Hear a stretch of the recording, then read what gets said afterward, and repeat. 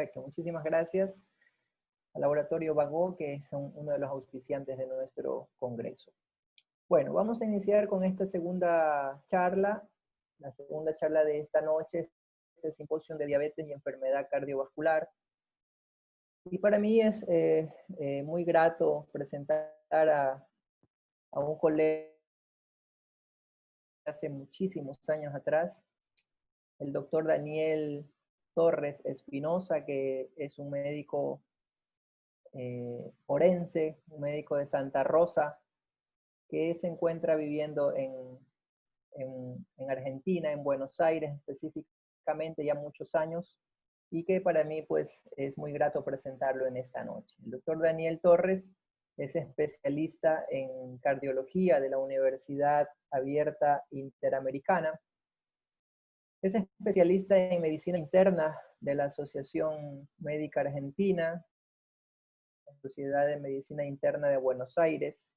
Es fellowship en ecodoppler vascular periférico de la Universidad Abierta Interamericana, fellowship de ecocardiografía de la Universidad Abierta Interamericana, fellowship en ecoestrés de la Universidad Abierta y tiene una maestría en ultrasonido en cardiología de la Universidad Nacional de La Plata.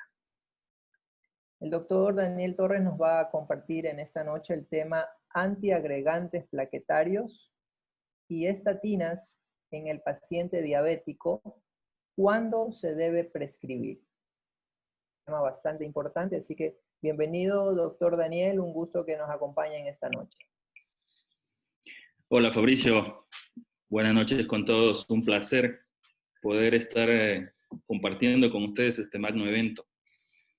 Gracias por la invitación, especialmente al doctor Loaiza y a todos los organizadores y miembros de la Asociación de Diabetes y Tiroides del Oro. No sé si arrancamos ya, Fabricio, o... Arrancamos. Bueno.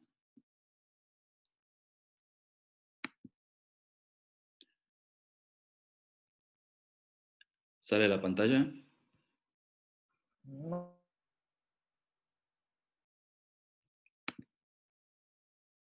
Ahí está.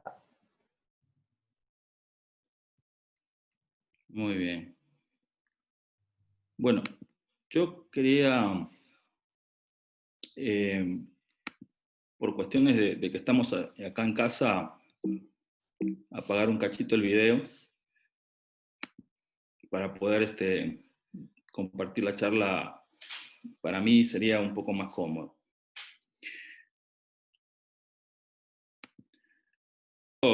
El doctor Loaiza vamos a hablar de un tema bastante frecuente en la consulta clínica de los médicos de atención primaria, de los médicos diabetólogos, de los médicos cardiólogos, que habla acerca de los antiagregantes plaquetarios y las estatinas en el paciente diabético, cuándo lo debemos prescribir. Y uno de los aspectos a tomar en cuenta es que el campo de la atención en la diabetes está cambiando rápidamente con el pasar de los años, y a medida que continúan surgiendo nuevas investigaciones, nuevas tecnologías y tratamientos que pueden mejorar la salud y el bienestar de las personas con diabetes, también vamos conociendo que hay también modificaciones en las cosas que nosotros dábamos por sentadas. Uno de ellos es el riesgo cardiovascular en nuestros pacientes diabéticos, que es superior al de la población general. De hecho, la ATP3, que es la Adult Treatment Panel 3 Guidelines, los compara con sujetos en prevención secundaria, y la presencia de otros factores de riesgo cardiovascular contribuye al proceso acelerado aterosclerótico y a su peor pronóstico.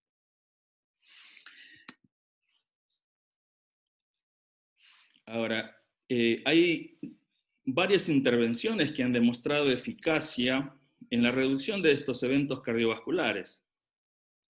Entre ellas se destaca la antiagregación plaquetaria y el uso de hipolipemiantes, básicamente de lo que vamos a hablar hoy sobre las estatinas, Y aunque diversos metaanálisis analizan el empleo de la aspirina en diabéticos con fines de prevención vascular, existen importantes controversias acerca de la magnitud del efecto preventivo en este colectivo de pacientes, no quedando duda de su beneficio en la prevención secundaria, pero sí dejándonos algunos grises en cuanto a lo que es la prevención primaria. La evidencia actual de la antiagregación plaquetaria en prevención primaria en población general mostraba un beneficio modesto en la reducción de efectos cardiovasculares, ya que el riesgo de hemorragias mayores, intra y extracraneales, las gastrointestinales, podían ser superiores a la reducción de eventos isquémicos graves, como el infarto agudo del miocardio o como los ictus isquémicos. Por tanto, solo se esperaba obtener beneficios en los pacientes con moderado y alto riesgo cardiovascular. La antiagregación en prevención primaria en pacientes con diabetes mellitus resultaba muy controvertido. A lo largo del tiempo se han realizado diferentes recomendaciones y aunque en estos pacientes existía una mayor posibilidad de presentar efectos cardiovasculares, la presencia de diabetes y edad avanzada por sí solas no parecían suficientes para estimar que el beneficio fuera claramente superior al riesgo en la antiagregación, sino que debían asociarse otros factores para que aumente el beneficio de estos pacientes a medida que se incrementaba el riesgo basal de los mismos. Por todo ello, se consideró imprescindible, antes de iniciar cualquier tratamiento, seleccionar adecuadamente los candidatos a la antiagregación, ya que una mala selección podía suponer un balance beneficio-riesgo negativo y producir efectos adversos en nuestros pacientes. ¿Qué hay en la actualidad? La antiagregación en prevención primaria en pacientes con riesgo cardiovascular moderado o con varios factores de riesgo o diabéticos. En este grupo, el beneficio de la aspirina es superior al riesgo de la hemorragia. Pero como decía, en personas sin eventos cardiovasculares o sin enfermedad cardiovascular establecida es objeto de debate todavía. Acá tenemos un estudio que es un metaanálisis en previsión primaria publicado en PubMed. Está conformado por 11 ensayos randomizados de aspirina en prevención primaria. Este mostró reducciones importantes del riesgo relativo de infarto agudo de miocardio no fatal en un 22% y de muerte en un 6% frente a placebo. Por otro lado, también una revisión sistemática de 7 ensayos de prevención primaria evidenció que hubo un aumento del 58% en hemorragia gastrointestinal y un 27% en ictus hemorrágico, que no es un dato menor. Esto pasaba en el grupo de los pacientes que recibían antiagregación en comparación con placebo. Acá tenemos varios estudios que se hicieron en pacientes o en poblaciones con riesgo cardiovascular moderado, con varios factores de riesgo cardiovascular o en pacientes diabéticos, en donde los resultados no fueron muy alentadores. Brevemente vamos a ir compartiendo algunas de las conclusiones más importantes. Tenemos una serie de estudios que encontraron beneficios en la reducción de eventos isquémicos como el infarto no fatal, el ARIP, publicado en The Lancet, fue uno de ellos, pero no se redujeron los ictus. También se observó una reducción en las complicaciones vasculares, incluyendo el accidente isquémico transitorio o en la revascularización en el estudio ASCENT, publicado en la revista de New England Journal of Medicine. Y los eventos hemorrágicos fueron mayores y superaron a los beneficios, las hemorragias mayores en el ASCENT, en el ASP2, en el ASP3, las intracraneales, subdurales o extradurales en el ASP2 y gastrointestinales en el ASCENT, ARIP y ASP2. Y en pacientes ancianos sanos, la mortalidad por cualquier causa fue mayor en los tratados con aspirina que en los tratados con placebo. Ahora, las recomendaciones de las sociedades científicas nos dicen que para iniciar un tratamiento antiagregante se deben seleccionar los pacientes con un enfoque basado en el balance riesgo-beneficio, teniendo en cuenta el riesgo basal e identificando a los sujetos que pueden obtener un beneficio real y neto del uso de los antiagregantes en previsión primaria, porque siempre vamos a tener como que esa piedra en el zapato de no saber si darle o no darle aspirina o clopidogrel, según sea lo que corresponda a un paciente que no ha tenido ningún tipo de evento. Esta tabla habla un poco de los estudios que estábamos charlando, se las dejo ahí para poderla revisar. Y siempre lo que nos va a quedar a nosotros es evaluar bien, poner en la balanza cuál es el riesgo, cuál es el beneficio de introducir un medicamento como un antiagregante plaquetario, sabiendo que, como les decía, los resultados de todos estos estudios no fueron muy alentadores, que los beneficios encontrados no superaron a los riesgos, que antes la presentación de efectos indeseados y muchos de ellos graves que ponían en riesgo la vida de los pacientes eran muy elevados. ¿Qué dice la Asociación de Diabetes, la Asociación Americana de Diabetes en sus guías 2020? Las recomendaciones que ellos dan son muy claras. Utilización de la terapia con aspirina en esa dosis de 75 a 162 miligramos por día como estrategia de prevención secundaria en personas con diabetes y antecedentes de enfermedad cardiovascular aterosclerótica es una recomendación con nivel de evidencia 1A, que para pacientes con enfermedad cardiovascular aterosclerótica y alergia a la aspirina se debía usar el clopidogrel en dosis de 75 miligramos por día. Nivel de evidencia 1B. También dice que la terapia antiplaquetaria dual con dosis baja de aspirina y un inhibidor P2Y12, que básicamente lo que usamos más frecuentemente es el clopidogrel, es razonable durante un año después de un síndrome coronario agudo, más aún si se sometió el paciente a una angioplastia y a una colocación de un stent, también nivel de evidencia 1A, y puede tener beneficios más allá de un año, más allá de este periodo, pero eso ya tiene un nivel más bajo de evidencia 1B. La terapia con aspirina puede considerarse como una estrategia de prevención primaria en aquellos con diabetes que tienen un riesgo cardiovascular aumentado, después de una discusión exhaustiva con el paciente sobre los beneficios versus el riesgo comparable de aumento de hemorragia. O sea, todo esto con la evidencia actual, con lo que tenemos hasta ahora, con toda la carne en el asador, como se dice, en prevención primaria el uso de antiagregantes en general puede no recomendarse. Es muy discutible. El criterio médico prima sobre la elección de si se le da o no el tratamiento al paciente porque se ve, y en la evidencia está muy, pero muy documentado, que una mala elección puede hacerle muy mal a nuestro paciente. ¿Sí? Bueno, las estatinas.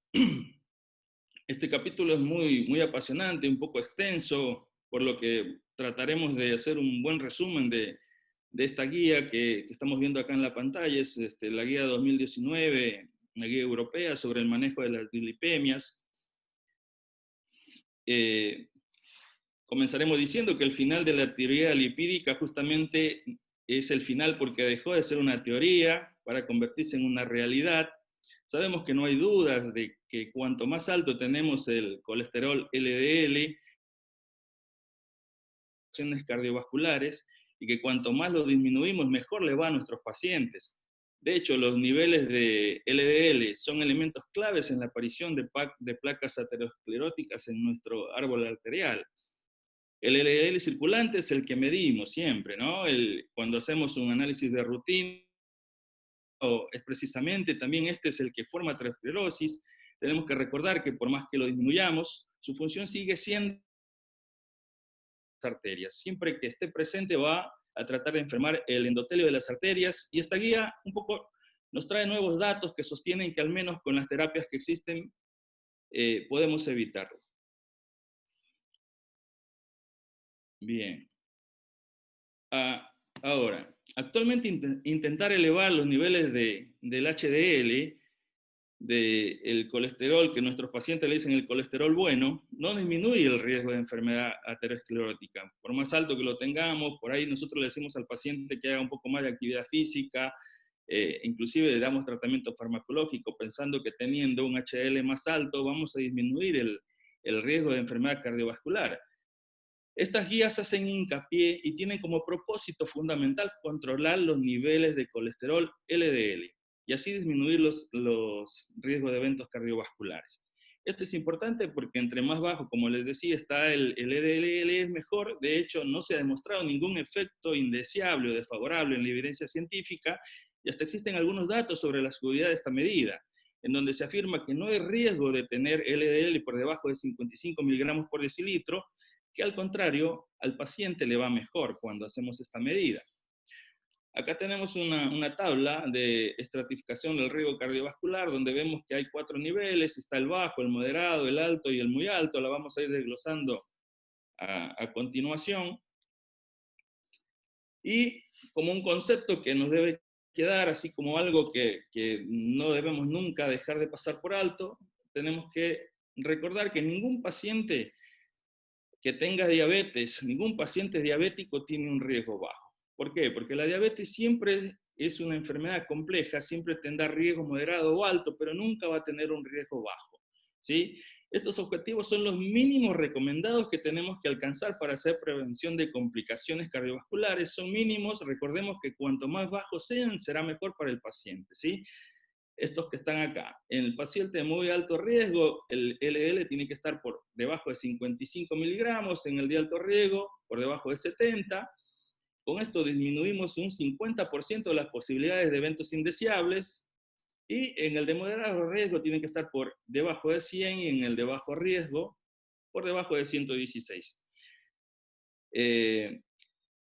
Podemos considerar en un subgrupo de pacientes que hayan tenido un segundo evento cardiovascular, a pesar de haber estado bien medicados, de haber estado cumpliendo objetivos, ser un poco más estrictos con estos pacientes y disminuir el LDL por debajo de 40 miligramos por decilitro.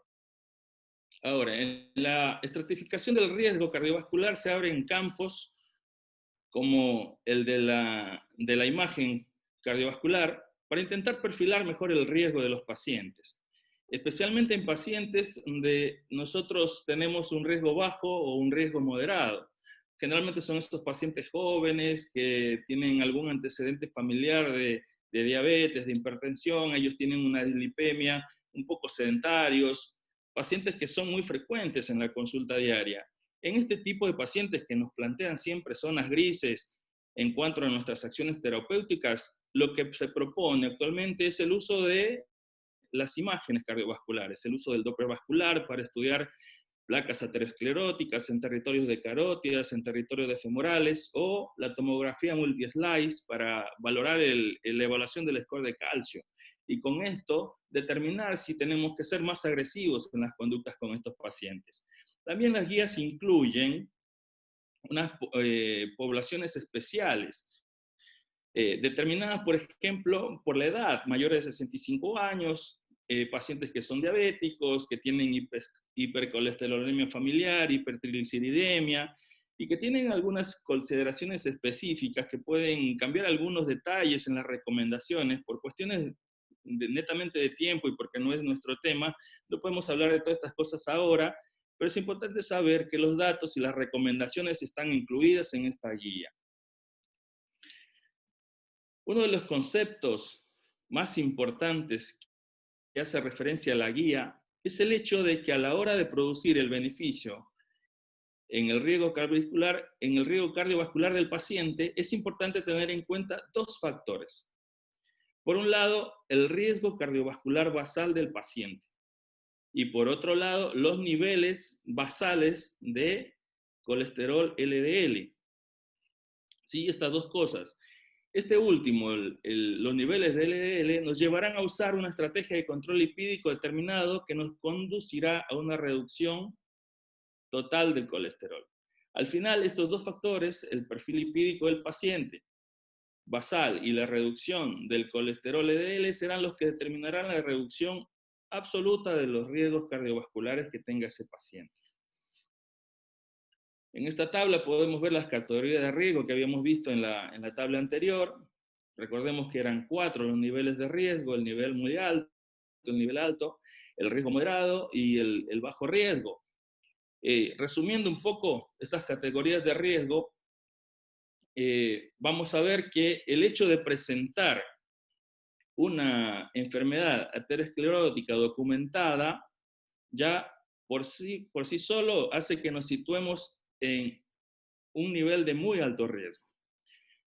Si el paciente presenta diabetes y afectación de órganos diana, nos situará en una de las otras tres niveles, en muy alto riesgo o en riesgo moderado.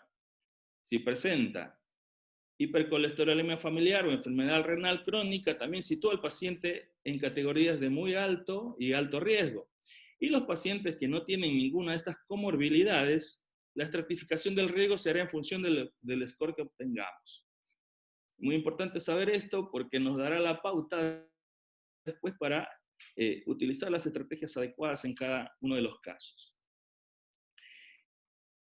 Lo segundo que habría que mirar son los niveles basales de colesterol LDL. Para eso las guías establecen unas estrategias que vienen resumidas en esta tabla que les muestro acá. Vemos por un lado el riesgo cardiovascular determinado por un score. Y por otro lado los niveles basales del LDL que tiene el paciente, ¿sí? Además está estratificado en la tabla los pacientes en prevención primaria y los pacientes en prevención secundaria. Como podemos ver, en todas las categorías de riesgo se recomienda mejorar los hábitos de los pacientes. Hábitos de vida saludable que estén marcados en todos los cuadros verdes, ¿sí? En los cuadros amarillos vienen todas aquellas situaciones en las que se recomienda iniciar tratamiento farmacológico para controlar los niveles de LDL, que con los cambios de hábitos de vida no se han logrado y no han sido suficientes. Y por último, en los cuadros rojos, vemos aquellas situaciones en las que se debería dar un tipo de tratamiento dirigido a disminuir los niveles de LDL desde el primer momento de la consulta, desde el primer día en que vemos al paciente. Hace hincapié la guía en que el tratamiento debe ser precoz, debe ser bastante agresivo para poder disminuir los riesgos cardiovasculares. Como podemos ver, el umbral para el inicio de una terapia dirigida a disminuir el LDL es más bajo cuanto mayor es el riesgo. ¿Sí? Los fármacos de los pacientes en prevención secundaria deberían iniciar directamente dirigidos a disminuir el colesterol LDL cuando tienen niveles basales superiores a 55 miligramos en los pacientes de prevención primaria con muy alto riesgo. Y también deberían iniciar estos fármacos si sus niveles basales de LDL superan los 70 miligramos por decilitro y así sucesivamente. ¿Sí? Otro punto importante en las guías o en los niveles de objetivos de control del LDL, es decir, a qué nivel de LDL debemos llegar. ¿Sí? Como ya lo habíamos visto, acá lo vamos a reforzar. Esto ha cambiado con respecto a las guías del 2016. Lo vemos resumido acá en esta tabla. Para cada una de las categorías de riesgo se han establecido nuevos valores, objetivos, y en la de muy alto riesgo el objetivo del L ya no es 70, como decía acá, sino que pasó a ser 55. Esta es la guía del 2016, esta es la de 2019. Vemos que es mucho más agresiva y que exige que cumplamos metas un poquito más estrictas, ¿sí? Más abajo todavía. Esta te pedía que el paciente tenga 70 en su conteo de LDL y la del 2019 es 55 en aquellos pacientes que quedaban clasificados como alto riesgo, muy alto riesgo. Todo esto con un nivel de evidencia bastante bueno, 1A. Ahora, simultáneamente con todas estas acciones, una reducción del 50% con respecto a los niveles basales venía como añadidura y hacía que los pacientes presenten menos eventos cardiovasculares. Para las poblaciones de alto riesgo, se recomiendan unos niveles por debajo de 70. Y para los niveles de riesgo moderado, se recomienda por debajo de 100 y los de bajo riesgo por debajo de 115. Estos ya tienen un nivel de evidencia un poquito más bajo.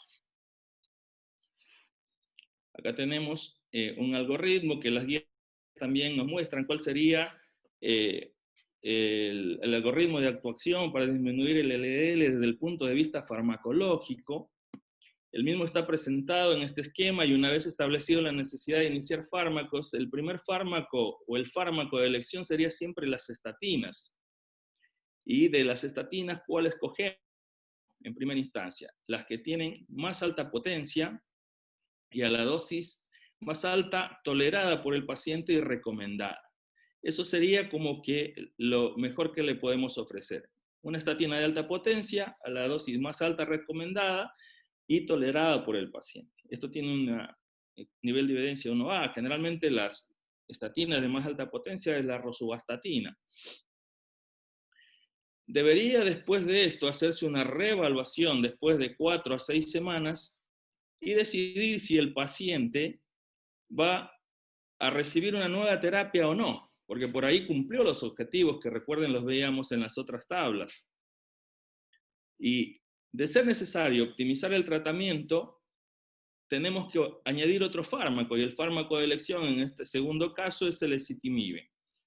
¿Sí? Y nuevamente volveríamos a hacer una reevaluación después de 4 a 6 semanas, y si los niveles del LDL siguen siendo subóptimos, es decir, que no hemos llegado a los objetivos planteados, también deberíamos pensar en la posibilidad de añadir otro fármaco. Y en este caso, lo que se recomienda es añadir un inhibidor PCSK9, que son fármacos relativamente nuevos, como el evolocumab o el alirocumab. Esta recomendación tiene nivel de evidencia 1A en pacientes de prevención secundaria, o sea, pacientes que ya tuvieron algún tipo de evento cardiovascular, como un infarto agudo de miocardio, como un accidente cerebrovascular. En prevención primaria que tienen muy alto riesgo y además hipercolesterolemia familiar se pueden beneficiar también de este tipo de fármacos, de los inhibidores PCSK9. Sí, pero esto ya tiene un nivel de evidencia un poquito más bajo, 1C. También dice que para los pacientes en prevención primaria, pero fuera del contexto de la hipercolesterolemia familiar, se considera que podrían usarse estos fármacos. También tiene nivel de evidencia un poco más bajo, así que creo que tendríamos que tomarlo en cuenta para poderlo usar. Como conclusión de esto, podemos decir que estas guías nos aportan como novedades los siguientes puntos. En primer lugar, el manejo del perfil lipídico para mejorar el riesgo cardiovascular viene condicionado básicamente por dos cosas, como le habíamos dicho: por el riesgo cardiovascular basal del paciente y por los niveles de LDL basales. En segundo lugar, que además de instaurar hábitos de vida saludables en todos los pacientes, se recomendaría el inicio de tratamiento farmacológico precoz para reducir los niveles de LDL en las siguientes situaciones. En prevención secundaria, en prevención primaria de muy alto riesgo, en prevención primaria de alto riesgo, en prevención primaria de moderado riesgo y en prevención primaria de bajo riesgo. ¿Sí? En cada una de estas categorías vemos en la primera columna cada una de las situaciones en las que se debería considerar el tratamiento farmacológico, ¿sí? O sea, si tenemos estos niveles de LDL que no son óptimos, o sea, más de esto, ya la guía dice que deberíamos iniciar tratamiento farmacológico. Por ejemplo, en un paciente que tiene un bajo riesgo y un LDL más de 116 o igual, deberíamos comenzar tratamiento, ¿sí? Y recuerden que estos pacientes son pacientes jóvenes, generalmente, pacientes que no tienen gran sintomatología ni grandes comorbilidades, pero lo que la guía dice es que se debería comenzar ya con un tratamiento. Ahora, en la segunda columna, vemos los criterios para iniciar fármacos con objetivos de reducir los niveles de LDL, ¿sí? Y finalmente en la tercera columna tenemos LDL objetivos para cada una de las categorías, insistiendo en que han disminuido a 55 miligramos por decilitro los pacientes de muy alto riesgo y menor de 70 miligramos por decilitro de LDL en los pacientes de alto riesgo, que siempre son los que nos preocupan a nosotros, ¿no? En la consulta, porque son justamente estos pacientes los que podrían presentar a corto tiempo algún tipo de evento que podría llevarlos inclusive a fallecer. El tratamiento hipolipemiante debe hacerse de forma escalonada, Es decir, iniciando con estatinas, ¿sí? Como les decía, de alta potencia, como primera elección, a la dosis más alta tolerada y recomendada. Todo esto tiene nivel de evidencia 1A. Y si no resulta suficiente, deberíamos aumentar a las estatinas el ezetimibe. Y si aún esto no resulta suficiente, deberíamos pensar en añadir estos inhibidores de la PSSK9, ¿sí? Ahora, en determinadas poblaciones, como por ejemplo pacientes en prevención secundaria o pacientes en prevención primaria con hipercolesterolemia familiar, podría considerarse también en prevención primaria, pero en pacientes muy de alto riesgo, como les había dicho, la utilización de estos fármacos, que tienen como condicionante un poco importante el tema de los costos, ¿no? Que como en todos nuestros países de América Latina padecemos mucho de estas situaciones donde los pacientes generalmente no pueden acceder con facilidad a estos nuevos fármacos porque son un poco caros, mucho caros, les diría. Y como para ir cerrando, quería también traerles acá que dice acerca de las estatinas, la Asociación Americana. Y también habla un poco más de lo mismo y muy parecido a lo que habíamos visto de la guía europea en cuanto a las recomendaciones para la intervención de los estilos de vida. Hablan sobre la modificación del estilo de vida centrada en la pérdida de peso, obviamente si está indicado, los enfoques dietéticos para detener el patrón de alimentación de la hipertensión, reducción de grasas saturadas, aumento de la ingesta de ácidos grasos, también intensificar la terapia de estilo de vida y optimizar el control glucémico para pacientes con niveles elevados de triglicéridos, ¿sí? Y también, como les había dicho, el control del colesterol LDL. La terapia continua y monitoreo con recomendaciones de panel de lípidos en adultos que no toman estatinas u otra terapia hipolipemiante. Dice la guía que es razonable obtener un perfil lipídico al momento del diagnóstico de diabetes en una evaluación médica inicial y cada 5 años después si está bajo edad de 40 años o más frecuentemente si está indicado. Obtener un perfil de lípidos también al inicio de las estatinas u otro tratamiento hipolipemiante después de 4 a 12 semanas del inicio, un cambio de dosis, y anualmente a partir de entonces, ya que puede ayudar a monitorear la respuesta al tratamiento e informar el cumplimiento de la medicación. Acá habla del tratamiento con las estatinas, las recomendaciones para la prevención primaria para pacientes con diabetes de 40 a 75 años sin enfermedad cardiovascular aterosclerótica, el uso de terapia con estatina de intensidad moderada, además de la terapia de estilo de vida. Eso es lo que recomienda. Para los pacientes con diabetes de 20 a 39 años, pero con factores de riesgo para enfermedad cardiovascular aterosclerótica, puede ser razonable iniciar la terapia con estatinas, además de la terapia de estilo de vida. Y en pacientes con diabetes con mayor riesgo, especialmente aquellos con factores de riesgo de enfermedad cardiovascular aterosclerótica múltiple, o de 50 a 70 años de edad, es razonable usar terapia con estatinas de alta intensidad. En adultos con diabetes y riesgo de enfermedad cardiovascular aterosclerótica, 10 años de 20% más, puede ser razonable agregar ezetimibe a la terapia con estatinas máxima tolerada para reducir los niveles de DL en un 50% o más. Es muy parecido a lo que vimos en la guía europea. En prevención secundaria, para pacientes de todas las edades con diabetes y enfermedad cardiovascular aterosclerótica, se debe agregar terapia de estatinas de alta intensidad a la terapia de estilo de vida. Recuerden que a la mayor dosis tolerada y recomendada. Doctor, le quedan 3 minutos, por favor. Ok, gracias por avisar. Los pacientes con diabetes y enfermedad cardiovascular aterosclerótica considerados de muy alto riesgo, utilizando criterios específicos, si el colesterol LDL es menos de 70 en la dosis máxima de estatina tolerada, considerar agregar una terapia adicional para reducir el LDL como el ezetimibe o el inhibidor PCSK9. El ezetimibe, como les había dicho, preferiblemente porque tiene un menor costo. para los pacientes que no toleran la intensidad, se debe usar la dosis de estatina máxima tolerada.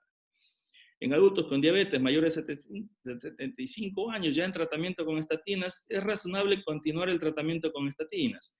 Y en adultos con diabetes de mayores de 75 años y más, puede ser razonable iniciar la terapia con estatinas después de discutir los posibles beneficios y riesgos. Y la terapia con estatinas está contraindicada en el embarazo. Bueno, muchísimas gracias por su atención y bueno, estoy abierto si hay alguien que tiene alguna pregunta. Muchas gracias, doctor Daniel Torres, por su excelente exposición. Hay algunas preguntas que voy a dar paso a la lectura de la primera pregunta, que habla del cálculo del riesgo cardiovascular. Si se puede aplicar para nuestra población el SCORE, o debemos emplear la calculadora de la OPS. ¿Cuál es la mejor forma de calcular el riesgo cardiovascular? ¿Qué tabla utilizamos en nuestra población? Él pone allí la pregunta si es el SCORE o la tabla de la OPS, o hay alguna otra quizás que usted recomiende que sería mejor en nuestra población, creo que refiriéndose a nuestros países de acá de Sudamérica. Sí, nosotros lo que usamos acá en Argentina es la tabla de la OPS, la usamos mucho. Es como que la que más se recomienda a la Sociedad Argentina de Cardiología en sus, digamos, recomendaciones. La tiene como la de primera línea. Y de hecho, creo que no difiere mucho las poblaciones que hay acá con las que tenemos en Ecuador. Podríamos también, como decíamos en la charla, ver hay una tabla que hay en las guías como es de la guía europea, que puede ayudar también a calcular el riesgo cardiovascular. Y esto, como le decía, es importante para poder después escoger la mejor acción terapéutica para nuestros pacientes. Pero si me dicen a mí personalmente, yo creo que la de la OPS sería la más indicada.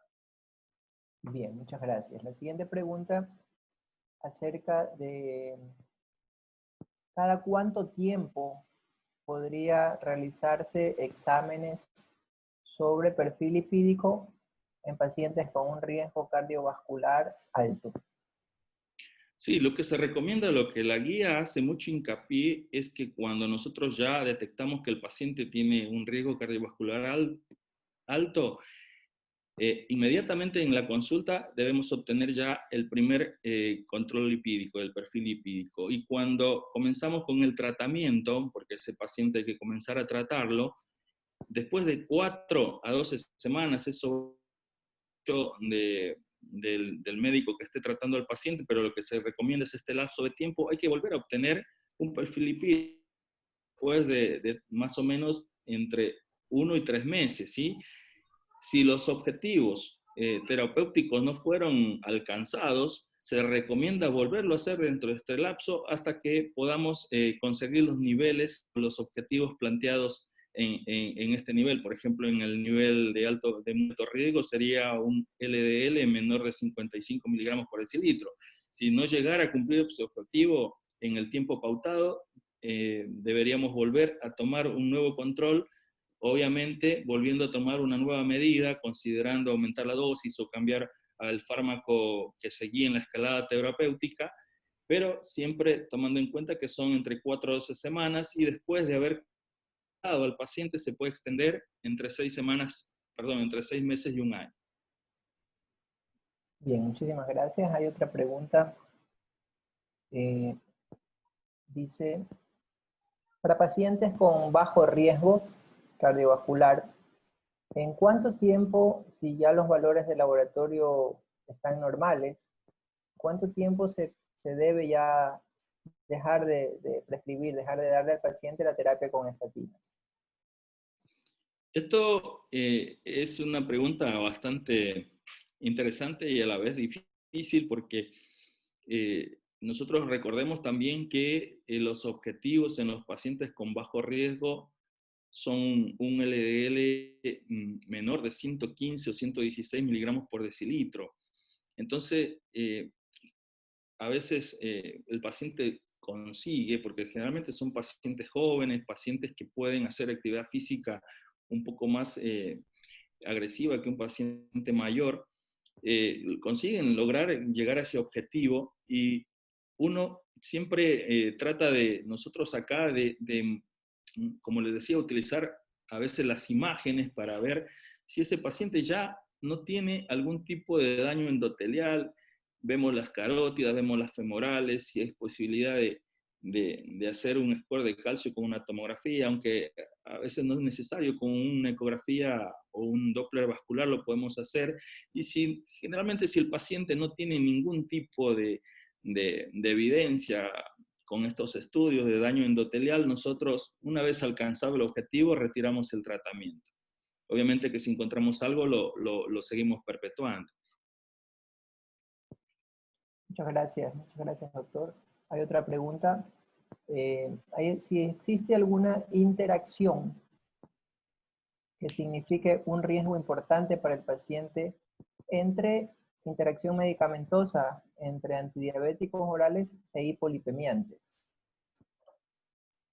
Sí, una pregunta también interesante. Nosotros tenemos también claro de que hay alguna teoría bastante fundamentada científicamente de que las estatinas podrían ser medicamentos prodiabéticos, ¿no? Que podrían producir diabetes. Entonces, también teniendo en cuenta esto, pues, tenemos que decidir a veces si el tratamiento, el riesgo-beneficio de dar una estatina podría generarle más riesgo al paciente, y creo que con el tratamiento de los antidiabéticos no hay ningún tipo de interacción medicamentosa. Más bien yo creo que las estatinas tendrían que ser muy bien prescritas, basándonos en todas estas cosas que habíamos visto, del riesgo cardiovascular, de los niveles de LDL, y si es así, yo sugeriría que sean prescritas. Okay. Hay algunas preguntas aquí que en honor al tiempo vamos a resumir un poquito. ¿Cuál es la recomendación o conducta que se debe seguir y pese a utilizar dosis máximas de estatinas no hay disminución de los valores de LDL? Claro, ahí habría que tomar en cuenta en qué escenario, ¿no? Porque hay que tomar o saber que cuando no llegamos a cumplir los objetivos, siempre hay una escalada terapéutica, ¿no? Si las estatinas no están causando el efecto deseado en la disminución del LDL, a pesar de estar en las dosis máximas, en las dosis más toleradas, podríamos seguir con ezetimibe y también hacer el control cada 4 o 12 semanas, y si no se logra, poder seguir a los inhibidores PCSK9, ¿no? Que en realidad sería como ya, digamos, lo último que nos queda. Pero generalmente los pacientes con un cambio de vida, en estilos de vida, actividad física y con el tratamiento con estatinas, van bien. Así que no sé si respondí la pregunta, pero sería tomando en cuenta la escalada terapéutica lo que motivaría o lo que nos haría ir optimizando el tratamiento. Ok, en pacientes mayores de 75 años, ¿cuál es la evidencia de beneficio en prevención primaria con estatinas? En los pacientes mayores de 75 años, la evidencia dice que la prevención primaria con ellos también tiene que ver mucho con el colesterol LDL, ¿no? Vamos viendo que con ellos tenemos un poquito más de margen, podemos obviar el tratamiento, inclusive si no tienen un LDL muy alto, más de 115, pero también teniendo en cuenta que la edad es un factor de riesgo, si vemos un LDL border o un alto ya, lo que recomienda la evidencia es comenzar a tratarlos con fármacos. Y una última pregunta, en caso de intolerancia a estatinas por efectos adversos, como por ejemplo mialgias graves, ¿se puede utilizar ezetimibe como monoterapia? Sí, esa es una pregunta también muy buena. Eh, no es raro ver en los pacientes este tipo de efectos adversos. Generalmente nosotros lo que hacemos es tomar una CPK basal en sangre para ver con qué niveles de CPK arrancan, porque los pacientes, uno de los mayores efectos indeseados que presentan son justamente las mialgias, los calambres, y a veces rotando entre una estatina de alta intensidad a una de baja, por ejemplo, si comenzamos con rosuvastatina, después vamos con atorvastatina, el paciente sigue presentando molestias. Entonces, lo que nos queda ahí, timibe, que se lo podría combinar con un fibrato o con un ácido, como para tratar de paliar un poco el tema de, de la hipercolesterolemia, pero serían los que nos queda si tuviésemos este tipo de inconveniente, ¿no? Llegar la recomendación es dar siempre el ezetimibe con otro fármaco, que en este caso sería un fibrato o un ácido. Perfecto, muchas gracias, doctor. Por esta invitación. Ok, muchísimas gracias. Estamos entonces